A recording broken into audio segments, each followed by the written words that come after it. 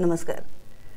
चौथी दुनिया के दर्शकों का ब्लैक एंड व्हाइट में स्वागत है। मैं हूँ रूबी अरुण और हमारे साथ मौजूद हैं चौथी दुनिया के editor coordination doctor Manish Kumar. आज फिर हम चर्चा करेंगे एफडीआई पर। यह एक ऐसा दौर है जब अमेरिकी पूंजीवाद धराशायी होने की कगार पर है, लेकिन ऐसे वक्त में जब वॉलमार्ट जैसी कंपनियों का पूरी दुनिया में विरोध हो रहा है तो हमारे देश में उसका स्वागत किया जा रहा है। प्रधानमंत्री मनमोहन सिंह एफडीआई के मसले पर अडिग हैं। सोनिया गांधी ने चुप्पी साध रखी है। राहुल गांधी उद्घोषणा कर रहे हैं उत्तर प्रदेश विधानसभा चुनाव के मद्देनजर अपनी चुनाव रैलियों में, लेकिन देश की जनता डरी हुई है, सहमी हुई है, खासकर हमारा निचला वर्ग जो मेहनत कश है, मजदूरों का है। तो आज हम फिर से इस पे चर्चा करते हैं और जानते हैं कि सरकार के इस अरियल रवैये का क्या नतीजा निकलने वाला है, खासकर तब जबकि विपक्षी पार्टियां भी एकजुट होकर के सरकार के खिलाफ हैं। डॉक्टर मनीष, आज एफडीआई के ऊपर तो हम लोग चर्चा करेंगे ही, लेकिन जिस तरह का माहौल इस देश के अंदर चल रहा है उसमें आज मैं एक चौथी दुनिया परिवार की तरफ से राजीव दीक्षित जी को श्रद्धांजलि अर्पित करता हूँ। आज उनकी पुण्यतिथि भी है और उनका जन्मदिन भी है। वो बाबा रामदेव के साथ थे और बहुत विद्वान, बाजार में, राजनीति में, समाज में और मनुष्य के अपने जीवन में जो मूल्य आज के दौर में जो घटता चला जा रहा है, क्या होना चाहिए, उसके बहुत बड़े विचारक थे। और कई लोग ये मानते हैं कि बाबा रामदेव का जो अर्ली फेज था तो वो सारा जिसको कहते हैं कि आइडियोलॉजिकल पॉइंट ऑफ व्यू जो है वो राजीव दीक्षित जी रखा करते थे। और आज अगर वो हमारे बीच होते तो इस एफडीआई का ज़रूर विरोध करते हैं। आपने बड़ा संजीदा मसला उठाया डॉक्टर मनीष, क्योंकि दीक्षित जी के बारे में ये भी, हालांकि उनकी मौत अभी भी रहस्य बनी हुई है। लोग कहते हैं कि बीमारी से हुई या हृदयाघात से हुई, लेकिन स्पष्ट नतीजे अभी तक सामने नहीं आए हैं। लेकिन यकीनन जैसा कि आपने बताया कि बाबा रामदेव के गुरु माने जाते थे, दार्शनिक और विचारक थे, और बाबा रामदेव ने जो काले धन के खिलाफ अभियान शुरू किया था और भ्रष्ट लोगों के खिलाफ, ये मूल विचार भी उन्हीं के थे। हाँ, basically he has the whole idea of about polity, society, economy, सारी चीज़ों के था। तो आज रिटेल पे हम बात करते हैं। मज़ेदार बात मैं बताता हूँ, न्यूयॉर्क में वॉलमार्ट नहीं है जी। न्यूयॉर्क में इसका विरोध हो रहा है। जो उस पूंजीवाद का जो गढ़ है वहीं प्रधानमंत्री जी कल देश को बता रहे थे कि भाई रोजगार होगा जी। तो आज एक एक पॉइंट जो है उस पर डिस्कस कर लेते हैं जी। बिल्कुल। तो अगर रोजगार बढ़ेगा तो ये वॉलमार्ट वाले अमेरिका में रोजगार क्यों नहीं दे रहे हैं? बिल्कुल सही। जो उनका प्रेसिडेंट हर देश में जाकर के, हिंदुस्तान में जाकर के या फिर इंडोनेशिया में जाकर के ऐसे ऐसे इकोनॉमिक टाइज तैयार करते हैं जिसमें ये शर्त होता है कि you will have to create jobs for US citizen. तो ये वॉलमार्ट जो है वो उनके लिए वहां पे रोजगार क्यों नहीं पैदा करता?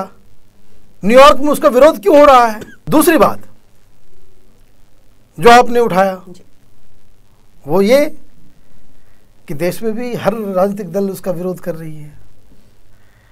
सिर्फ विरोधी पार्टियां ही नहीं, कांग्रेस के भी लोग अब विरोध करने लग गए हैं। समस्या क्या है, इसमें डिफरेंशिएट कर देते हैं। कैसे लोग सब विरोध कर रहे हैं?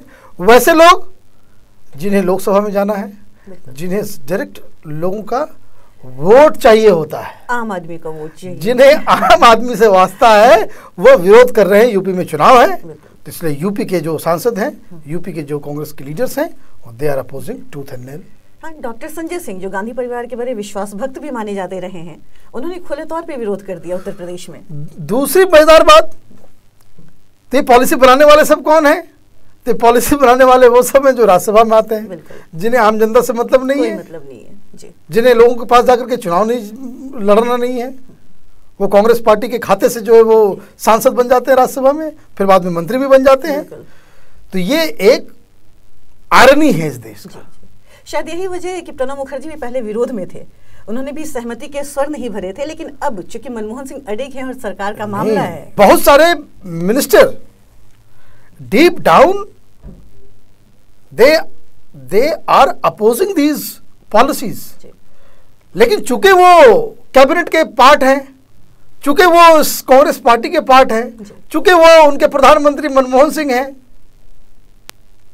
तो उनको जो है उनके पास कोई चारा नहीं है। But look at the way body language Pranab दा का, वो साफ दिख रहा है कि उनके अंदर जो है छटपटाहट है। कल वो पार्लियामेंट के अंदर घुस रहे हैं, हाथ जोड़ा उन्होंने कैमरे के सामने, वो इस तरह से वो वॉक करते हुए निकले जैसा लगा कि बचना चाह रहे हैं, कि भाई वो मैंने हिज बॉडी लैंग्वेज वो जो है वो सारा कुछ बता रहा है कि क्या हो रहा है।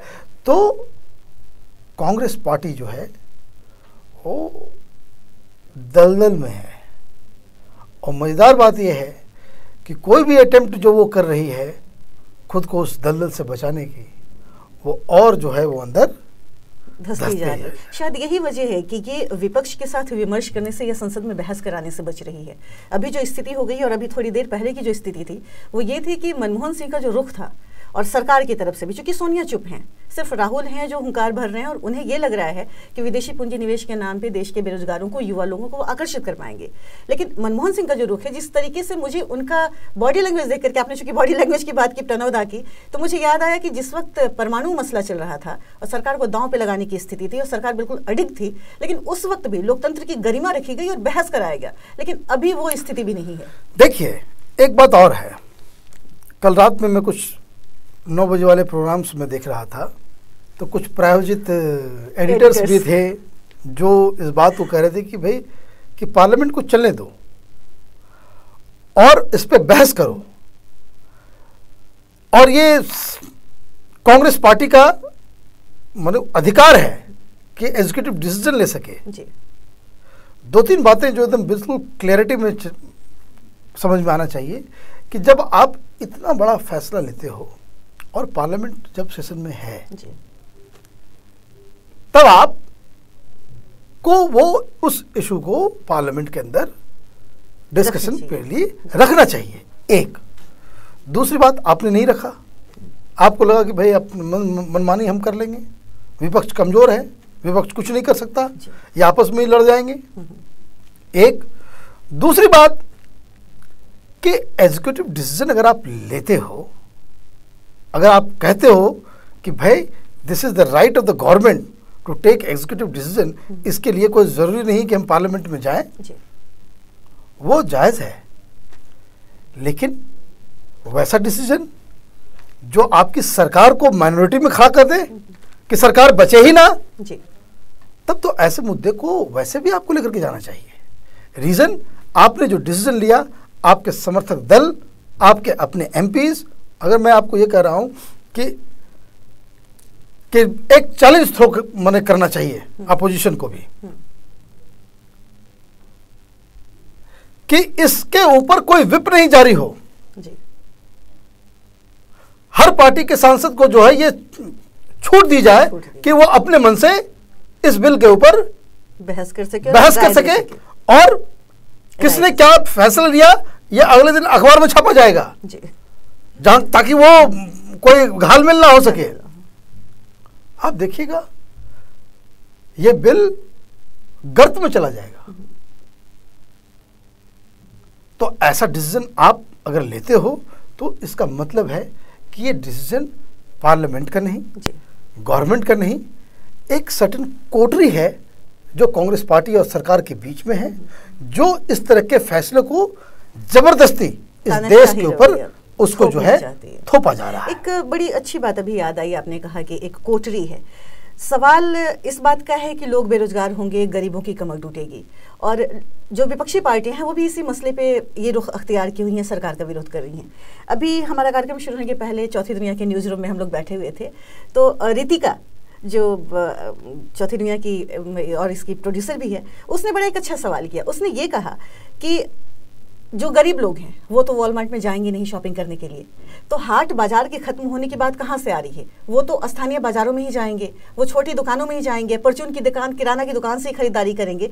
तो आखिर क्या इसका क्या फ़र्क पड़ने वाला है, इसके दुष्परिणाम क्या होने वाले हैं जब वो बाजार वहाँ पर अपनी जगह कायम है और अभी की स्थिति में हम लोग बड़ी दुकानों में ही जाते हैं? तो स्थितियां तो कमोबेश वैसी ही रहेंगी। ये उसकी जिज्ञासा थी और मुझे लगता है बड़ी सही जिज्ञासा है उसकी। बिल्कुल सही सवाल है ये, और बहुत लोगों को ये सवाल मन में उठता होगा कि अगर बड़े बड़े मॉल्स बड़े बड़े शहरों में अगर खुलेंगे तो उसे आम जनता को क्या लेना देना है? लेना देना है, लेना देना ऐसे है कि it is not about buyers. खतरा कंज्यूमर को नहीं है, कंज्यूमर को तो फायदा ही होगा क्योंकि सामान जो है वो सस्ते मिलेंगे और सामान जो है अच्छा मिलेगा, इसमें कोई डाउट नहीं है। कुछ लोग ये भी कहते हैं कि भाई अभी जो बाजार है उसमें जो बहुत सारा मिलावटी नकली सामान ये सब मिलेगा, लेकिन अगर वॉलमार्ट जैसे शॉप्स अगर आते हैं तो उसके सामान में अगर कोई मिलावट या कोई केमिकल या कुछ गड़बड़ियाँ अगर निकलेगी तो उसको आप सू कर सकते हैं और वहाँ पे जो है आपको कंपनसेशन भी मिलेगा। वो कंप्लीट ये है। एक और फायदा है, एक और फायदा ये भी है कि सरकार को सेल टैक्स भी मिलेगा भरपूर, प्रॉपर्टी टैक्स भी मिलेगा भरपूर, क्योंकि सारा चीज जो है व्हाइट में होगा। लेकिन ये सवाल नहीं है, ये सवाल नहीं है। प्रॉब्लम किसको होगा? आम जनता की बाइंग कैपेसिटी के ऊपर असर करेगा। There is a difference. अभी जो बाजार है जहां आम लोग जाते हैं खरीदने के लिए, चाहे वो छोटे शहरों में, गांव में या दिल्ली में या कहीं पे भी, उसका एक सप्लाई चेन है। दुकानदार खेतों से जाकर के सामान खरीद के नहीं लाता, कंपनी से उठाकर नहीं लाता।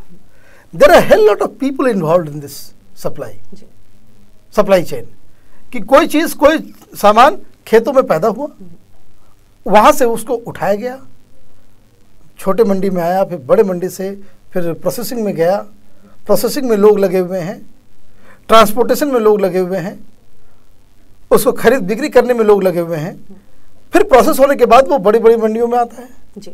उसमें भी पूरे चेन में लोग लगे हुए हैं।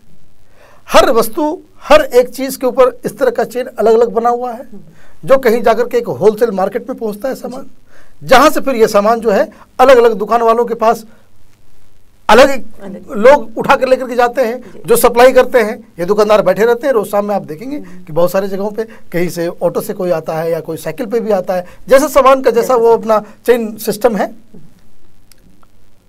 वॉलमार्ट ऐसे चेन को ही खत्म कर देगा और इस चेन में जो इन्वॉल्व लोग हैं उनकी संख्या लगभग 22 करोड़ है।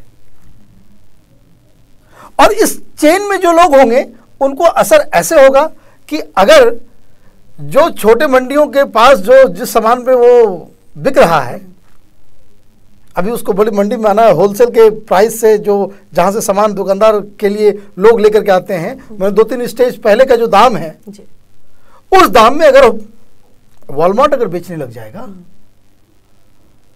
तो इसका मतलब क्या है? इसका मतलब यह है कि दुकानदार को, जो छोटे छोटे दुकान वाले लोग हैं, वो उनको तो ऐसे सस्ता लगेगा कि वो वॉलमार्ट से सामान खरीद के अपनी दुकान में रख ले। You getting me? बिल्कुल। जब आप उस तरह का चेन को ही आप खत्म कर दोगे तो उससे घाटा क्या होगा? घाटा ये होगा कि इस सप्लाई चेन में जितने लोग फंसे हुए हैं इनको अपना काम धंधा बंद करना पड़ जाएगा। और ये वैसे लोग इन्वॉल्व हैं जो लोग,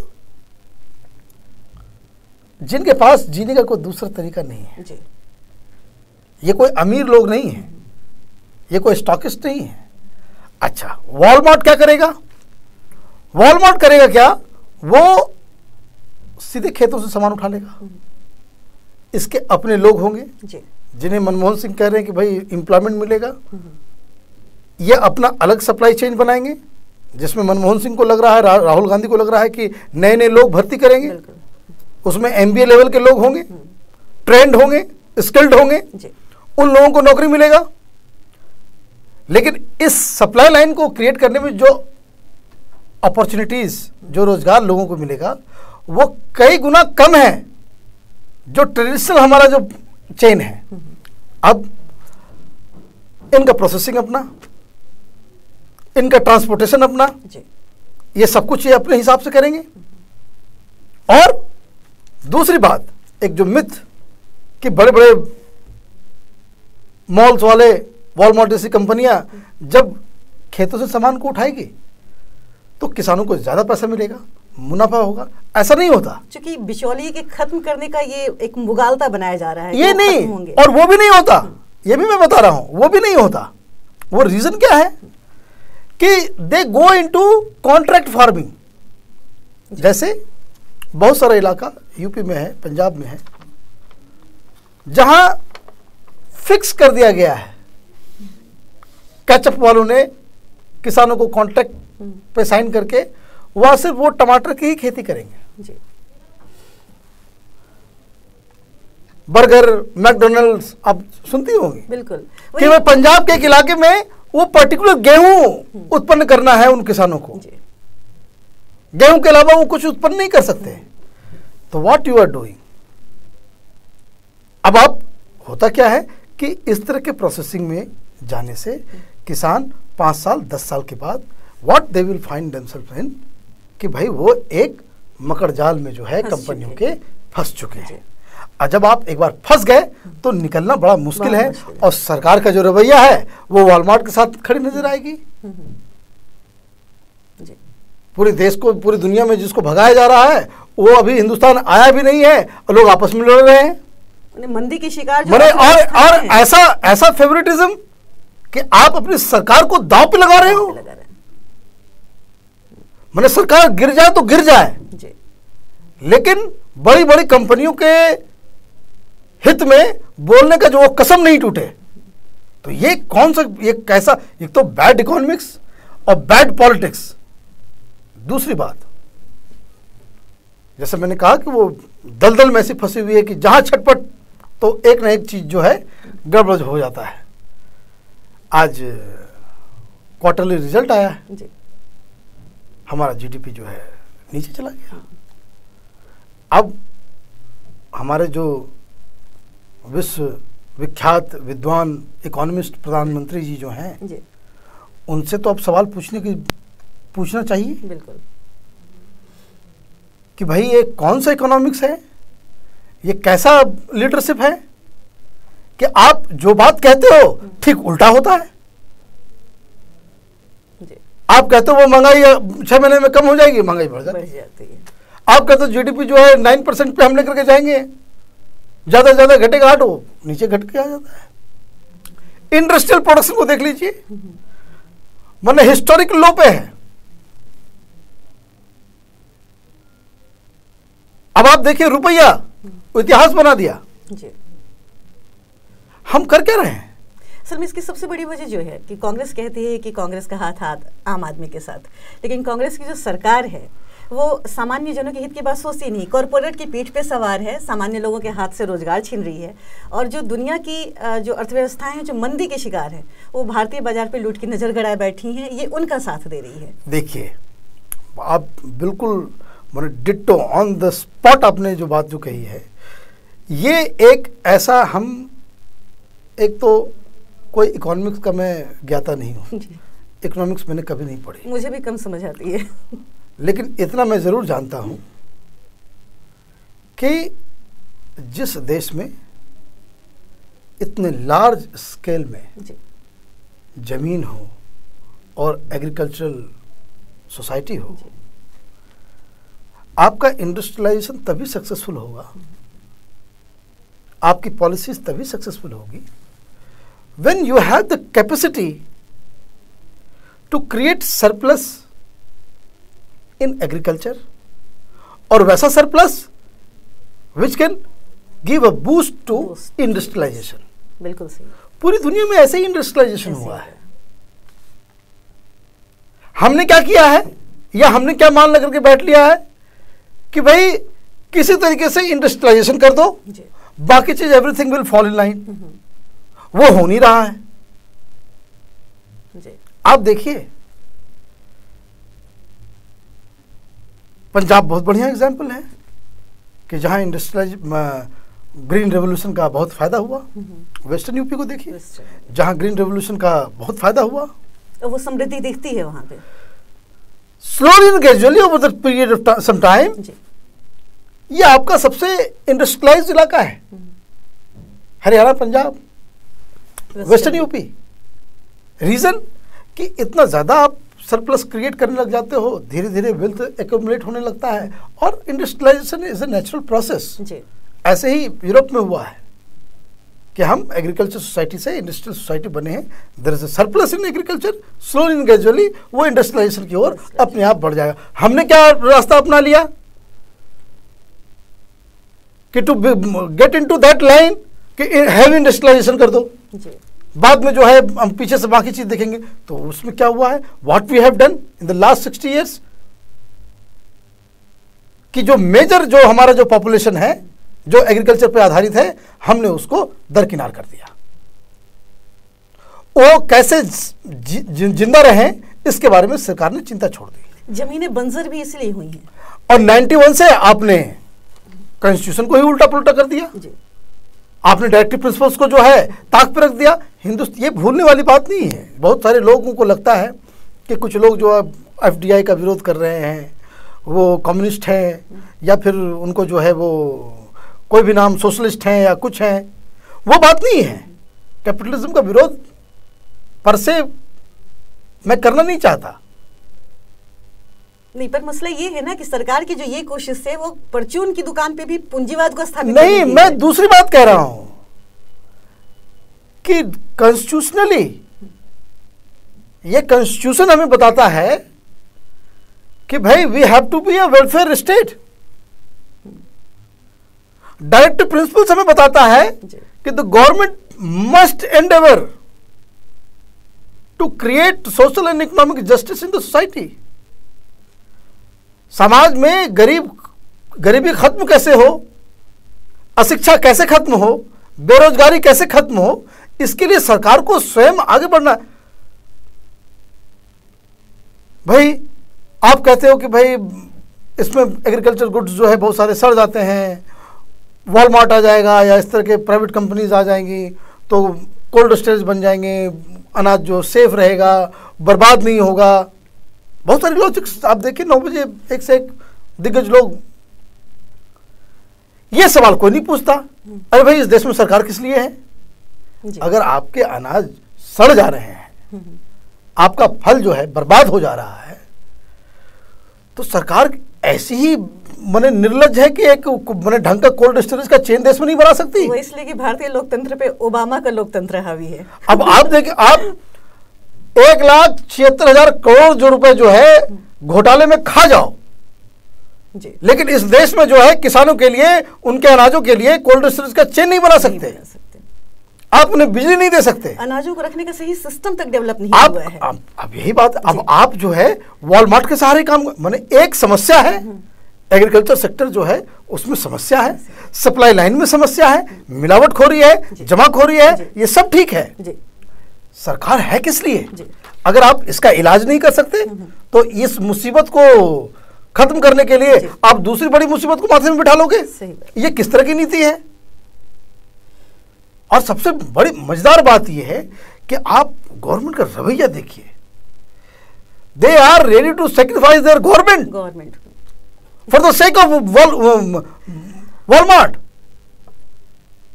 ये तो मेरा तो दिमाग काम करना बंद कर दिया है कि is it Walmart is so important, और क्यों इंपॉर्टेंट है?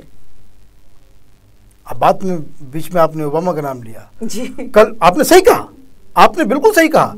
कल अमेरिकन एम्बेसडर ने वॉलमार्ट और इस FDI को रिटेल सेक्टर में जो उन्होंने उसको फेवर कर दिया। क्या जरूरत थी उनके बोलने की? पार्लियामेंट चल रहा है, देश में लोग डिबेट कर रहे हैं। Who the hell are you जो सरकार को डिक्टेशन दे या पॉलिटिकल पार्टी को बताए कि भाई ये इसमें ये फायदा ये है। अगर रोजगार आने वाला है तो अमेरिका में हर जगह क्यों नहीं खुलवा लेते हो? वहां तो आपको तो रोजगार की सबसे ज्यादा जरूरत है। सबसे ज्यादा जरूरत है।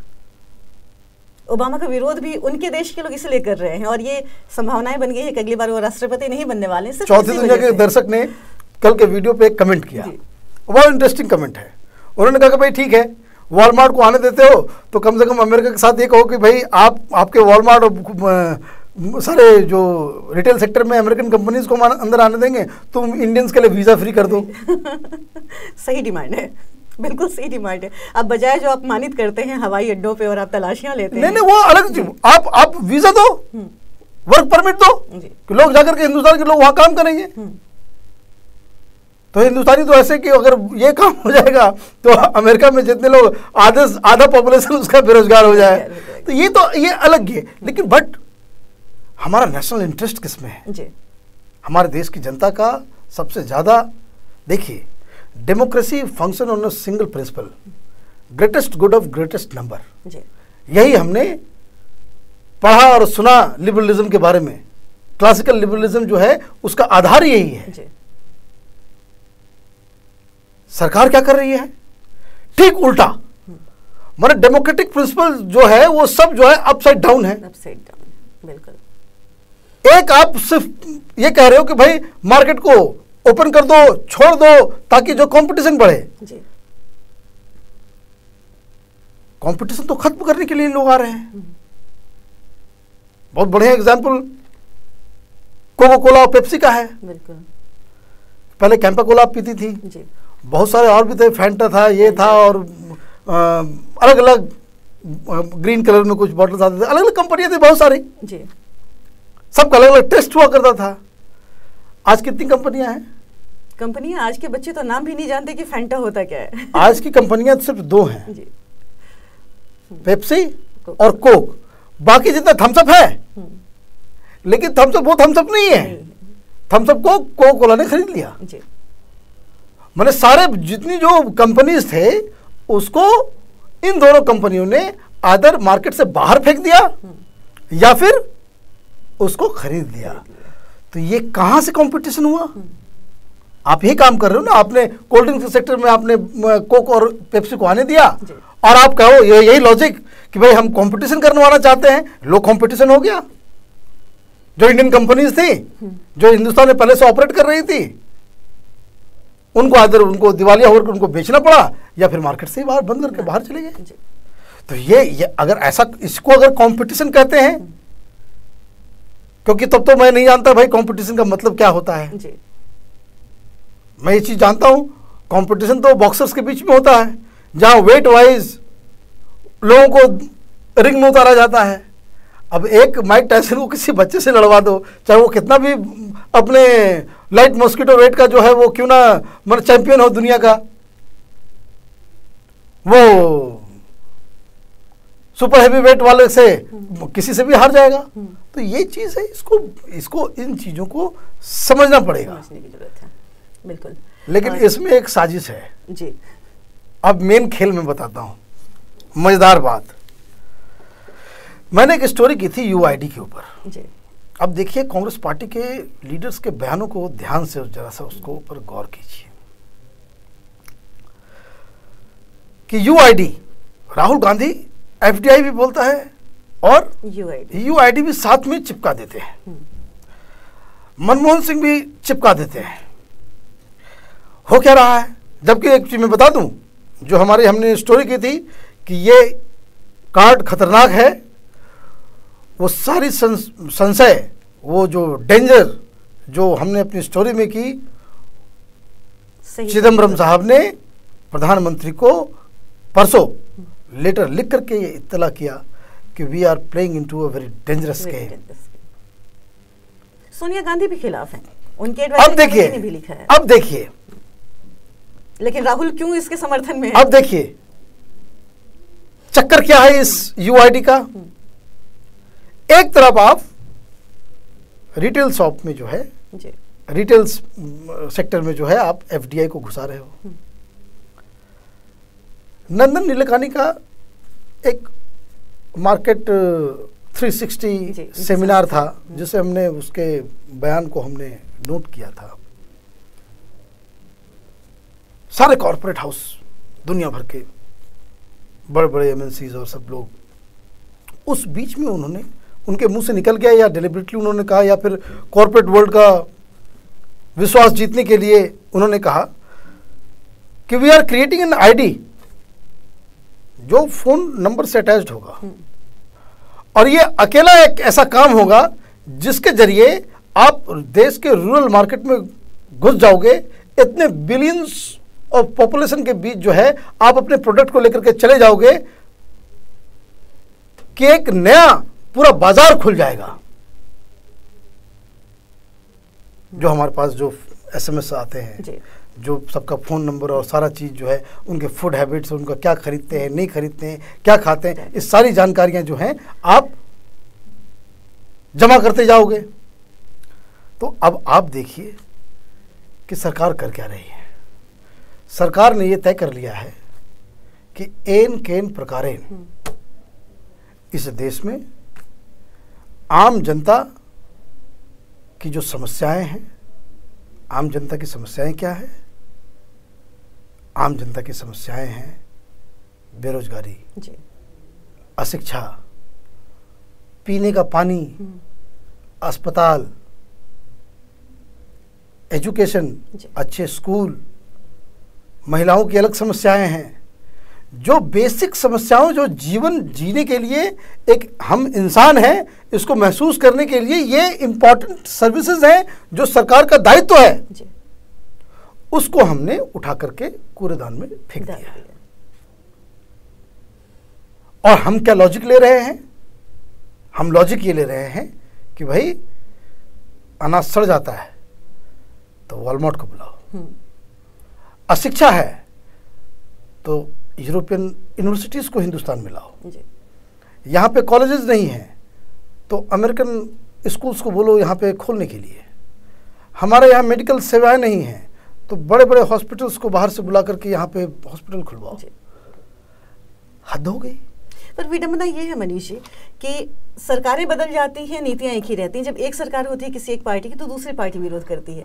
जब एनडीए की सरकार थी तो उसने देश में प्रिंट मीडिया में विदेशी निवेश का रास्ता खोल दिया था। तो झंडे बदल जाते हैं और जब सरकारें बनती हैं तो उसी तरीके से काम करती हैं। तो कमोबेश वही है कि जैसा कि आपने कहा कि कैसा लोकतंत्र है और सरकार क्या करना चाह रही है। देखिए, बीजेपी को उसका खामियाजा भुगतना पड़ा। जी, मैं बिल्कुल इसी मुद्दे पे आना चाह रही थी। बीजेपी को उसका खामियाजा भुगतना पड़ा जी, कि आपने तो यही इसी तरह का माहौल क्रिएट करके शाइनिंग इंडिया आपने किया। बिल्कुल। तो शाइन जो है वो सिर्फ मेट्रोज में था, गांव के लोग ने कहा कि भाई यहाँ तो शाइन है ही नहीं, यहाँ तो अंधकार है, तो उन्होंने खारिज कर दिया। UPA 1 they should thank NREGA नहीं, they should thank left parties कि 5 साल इन लोगों को मूव नहीं करने दिया इस तरह के पॉलिसीज को लगाने के लिए, नहीं तो उस समय ही लग गया होता, तब कांग्रेस फिर वापस नहीं आती। अब लेफ्ट पार्टीज या उनको रोकने वाली पार्टियां कोई कोलिशन में है नहीं, तो अब ये डबल साइनिंग जो है वो लगाया जा रहा है देश के ऊपर और बताया जा रहा है कि हमने ये कर दिया, हमने वो कर दिया। तो ये शाइनिंग जो है, ये शाइनिंग, ये यूथ और ये खारिज नहीं, ये टू अर्ली है, लेकिन फिर भी डेमोक्रेटिक कंट्री है, इसलिए कहा ही जा सकता है कि इस देश में इस तरह के पॉलिसी लगाने वाली सरकारों को देश की जनता नस्त नाबूद कर देती है। चलिए, अभी तो इस पे बहस जारी है एफडीआई पे और संसद में गतिरोध बना हुआ है। हर दिन लोकसभा और राज्यसभा इस मसले पे स्थगित किया जा रहा है। मनीष जी ने कहा कि सरकार क्या चाह रही है, देश किस ओर जा रहा है, वाकई देश किस ओर जा रहा है। दरअसल देश में 30 लाख करोड़ का जो खुदरा व्यापार है उस पर विदेशी शक्तियों की नज़र है और जिसके लिहाज से इस विदेशी निवेश को यहाँ पे आमंत्रित किया जा रहा है और यहाँ निवेश करने की बात की जा रही है। सरकार बिल्कुल अड़ी हुई है इस मसले पे। सवाल ये बनता है कि जो कांग्रेस हमेशा गांधी का हवाला देती है, उस गांधी का जो हमेशा ये कहते थे कि सरकार कोई भी कदम उठाए तो ये ज़रूर देखे कि देश के आखिरी व्यक्ति पे उसका क्या असर पड़ेगा। इस कदम का असर यकीनन देश के आखिरी व्यक्ति पे बहुत बुरा होने वाला है। जैसा कि इन्होंने कहा कि सरकारें भी नेस्तनाबूद हो जाती हैं और आदमी भी ख़त्म हो जाते हैं जब उनके पैरों के नीचे की ज़मीन खींच ली जाती है। सरकार ज़मीन खींचने का काम कर रही है। तब ऐसे में राहुल गांधी जो हर जगह ये उद्घोषणा कर रहे हैं कि विदेशी निवेश खुदरा क्षेत्र में देश के लिए बहुत लाभदायक होगा, रोजगार मिलेंगे, उन्हें इस बात का भी जवाब देना ही होगा कि आखिर वे किस तरीके से विदेशी निवेश करके कलावती जैसी महिलाओं का दर्द दूर कर सकेंगे। तो आज के ब्लैक एंड व्हाइट में इतना ही। कल हम फिर मिलेंगे नए विषय पे डॉक्टर मनीष के साथ आपके सामने चर्चा करने के लिए। नमस्कार।